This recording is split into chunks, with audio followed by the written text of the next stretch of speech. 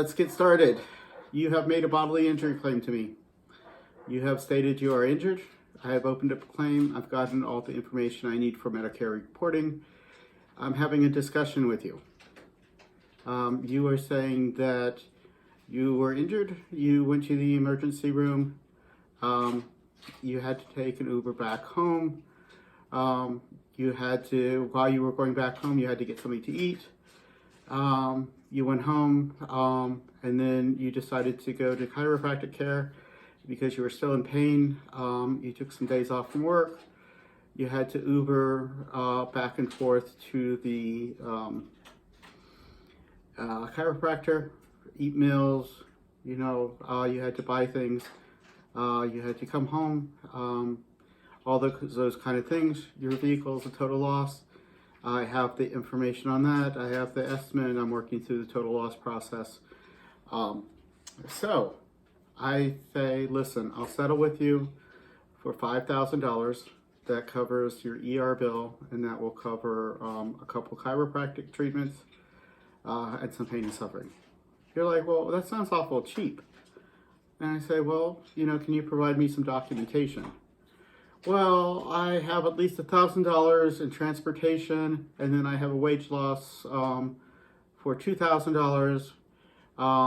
So I need to have at least, I'm thinking $10,000. And I say, okay, well, let's kind of break this down. So you will need to send me documentation for your expenses that you are claiming. I will take a look at them. I will Google on map where you originated it from and where you were going. As far as meals, I will take a look at that to make sure they're reasonable. I'm not paying for a 5-star restaurant, 10-course meal. We're talking basic food, to get back and forth with. So I'll take a look at that. I won't be able to pay for you to take your spouse out to dinner or your friends or anybody else. We are basically just talking about you because this is your claim. You submit the Uber bills.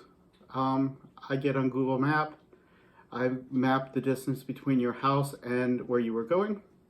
I make sure the address is for a chiropractic office that I do have records and bills for. I take a look at the medical records. Make sure that you had an appointment on that day, at that time. So as I'm compiling all this information and checking things out, I noticed that the mileage from your house to the chiropractic office is 15 miles. But you're taking an Uber for 45 miles each way. So there's an issue there. Where were you? What is the excess of mileage? Were you at so I Google the departure location on your on Uber, and I found out it's a bar.